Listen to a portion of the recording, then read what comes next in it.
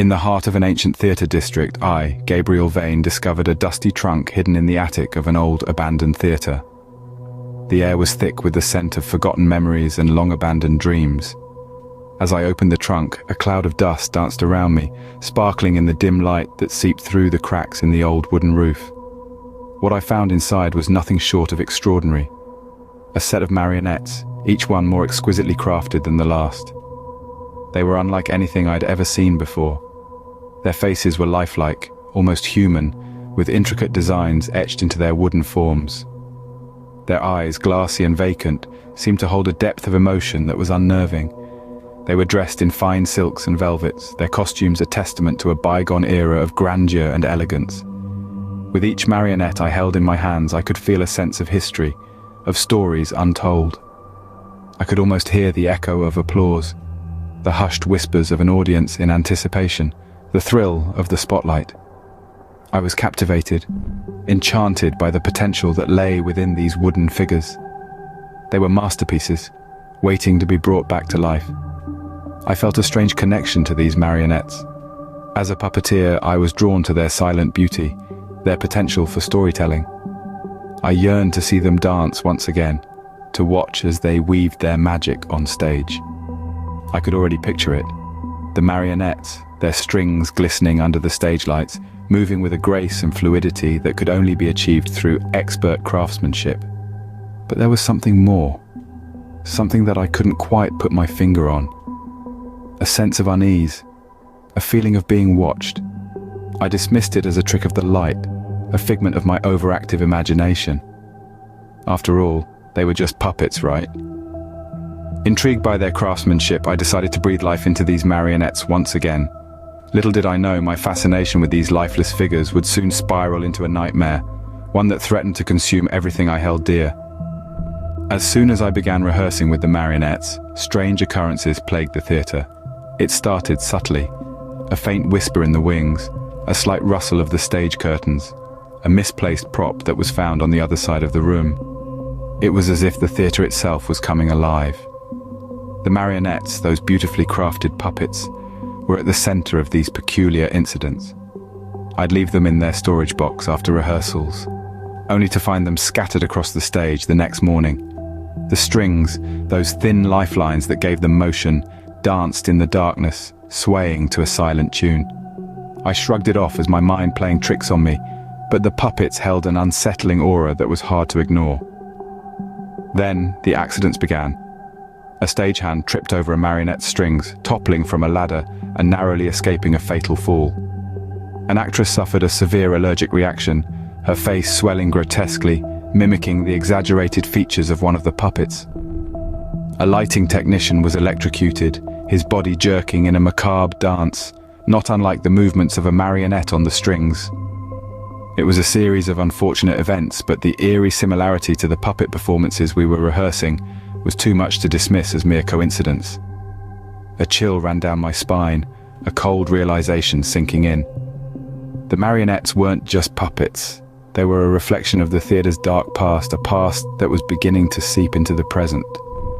The strings that manipulated the marionettes were being pulled by an unseen force, a puppeteer who was no longer of this world.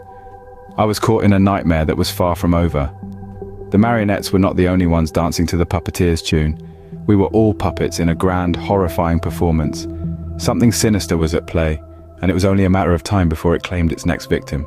Desperate for answers, I delved into the history of the theatre and its previous owners. The more I discovered, the more I wished I hadn't.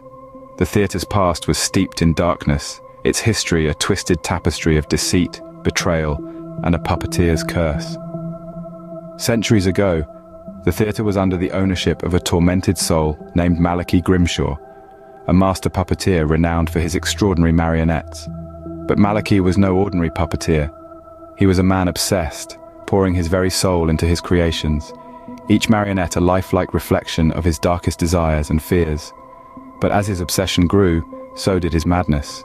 His performances became more macabre, his marionettes more grotesque. Audiences dwindled, and the theatre fell into disrepair. Alone and destitute, Malachi crafted his final masterpiece, a set of exquisite marionettes, each with intricate designs and lifelike features. The very same marionettes I'd found in the dusty trunk. With his dying breath, Malachi cursed the marionettes, binding their spirits to the strings and condemning anyone who dared to wield them. His final act was one of vengeance, a cruel trick on the world that had abandoned him. From then on, the marionettes danced in the darkness, their strings pulling the fates of those unfortunate enough to cross their path. My blood ran cold as I realized the truth. The accidents, the deaths, they were no coincidence. The marionettes were enacting their deadly performances, their strings dancing to the tune of an unseen puppeteer. The curse was real, and I was its next target. With each performance, the marionettes grew more malevolent, their twisted desires driving them to orchestrate a final act of bloody vengeance. I, Gabriel Vane, could feel the malicious intent radiating off them. Their painted smiles seemed to leer at me, their glassy eyes reflecting a darkness that chilled me to the bone. Each rehearsal became a test of wills, a battle of control between puppeteer and puppet. As I manipulated the strings, I could feel an unseen force tugging back, attempting to wrest control. The marionettes danced with an unnatural grace, their movements too fluid, too real. It was as if they had a life of their own, a life they were desperate to reclaim. Each performance was like a scene from a nightmare. The marionettes reenacted grim tales of murder and revenge, their wooden limbs acting out brutal killings with a disturbing glee.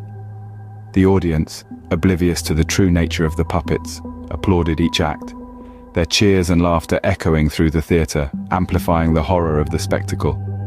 Then came the accidents.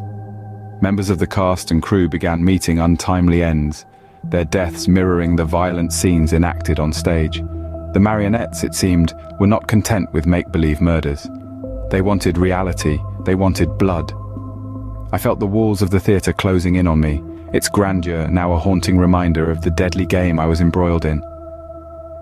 The puppets were not just strings and wood, they were vessels of vengeance, driven by a curse that demanded payment in blood. I was not the puppeteer. I was the puppet, dancing on the strings of a long-dead master. As the line between reality and illusion blurred, I found myself questioning my sanity. Was I imagining things? Or was I truly trapped in a deadly dance with the marionettes? In this theatre of nightmares, each performance brought us one step closer to the final act. The marionettes were pulling the strings, orchestrating a symphony of death. I was entangled in a deadly game, and there was no way out. The final act was upon us, and I had to break the curse before it claimed us all. As the puppeteer, it was my duty to breathe life into inanimate objects, to pull the strings and guide their movements. But these marionettes, they were different. They danced in the dark, their strings swaying to a rhythm only they could hear.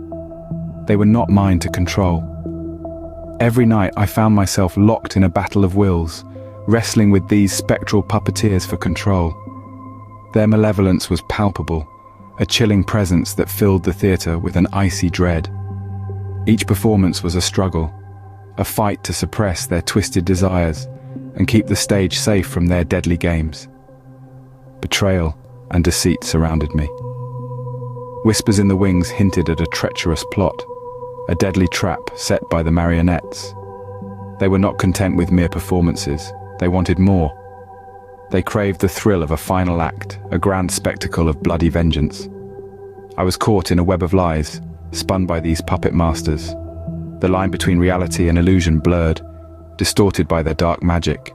The theatre, once my sanctuary, had become a labyrinth of shadows and deception, a stage set for my demise. But I would not go down without a fight.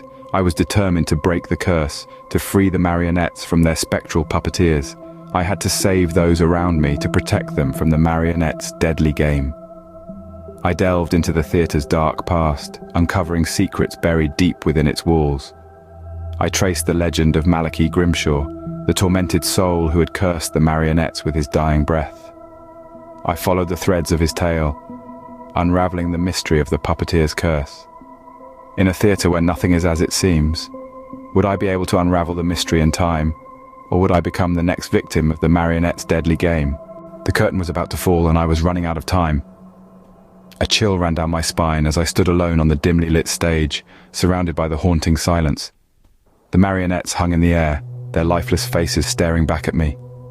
In the heart of the theatre, I could feel the weight of centuries-old secrets, the echo of countless tragedies.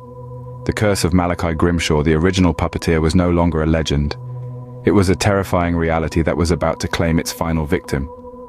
The marionettes began to move, their wooden limbs creaking, their strings dancing like serpents in the darkness. Their eyes bore into mine, filled with a malevolent glee. I could almost hear the echo of Grimshaw's laughter, a chilling sound that filled the theatre. I fought back the fear that threatened to consume me. I was not just a puppeteer, I was a man who had discovered a dark secret and was now paying the price. But I would not go down without a fight. I lunged towards the marionettes, my hands reaching for the strings that controlled them. But they were always one step ahead, their movements too quick, too precise. The game of cat and mouse continued, each second ticking away like an eternity. The marionettes were relentless, their twisted desires driving them to orchestrate a final act of bloody vengeance. I could feel my strength waning, my resolve weakening, but I had to keep going. I had to break the curse. And then, in a final act of desperation, I reached out towards the marionettes, my fingers brushing against their strings. There was a flash of blinding light, and then silence. I collapsed onto the stage, the puppeteer's curse finally broken. But the victory was bittersweet. The marionettes lay scattered around me, lifeless once more. The theatre's dark secret had claimed its final victim, and I, Gabriel Vane, was its last puppet.